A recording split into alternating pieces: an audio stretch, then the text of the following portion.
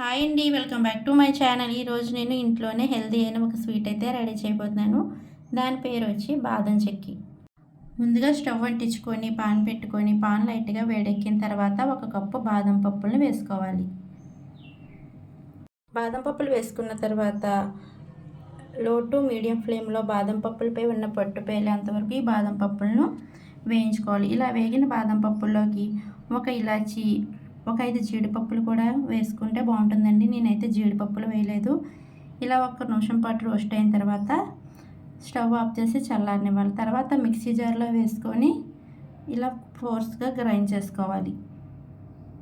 Stove అంటించి కళాయి పెట్టుకొని మనం ఏ కప్పుతో బాదం పప్పులు తీసుకున్నామో అదే కప్పుతో పంచదార అన్నది మనం తీసుకోవాలి. ఇలా తీసుకున్న పంచదారను కళాయిలో వేసుకొని హై ఫ్లేమ్లో పెట్టుకొని ఇలా కలుపుతూనే ఉండాలండి. అప్పుడు మనకి క్యారమిల్ అన్నది రెడీ అవుతుంది.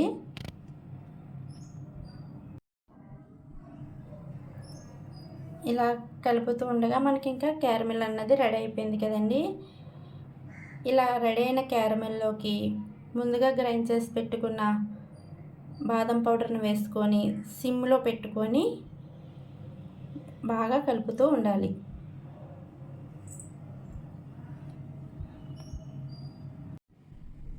ఇలా కలుపుతూ ఉండగానే మనకి కళాయి నుంచి ఇలాగ మిశ్రమం సపరేట్ అవుతుంది కదండి.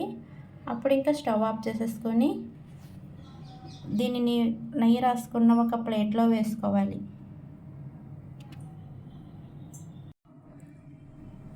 ఇలా వేసేసుకున్న తర్వాత ఇది లైట్గా వేడిగా ఉన్నప్పుడే మనం దీన్ని ఇలాగా కట్ చేసుకోవాలండి.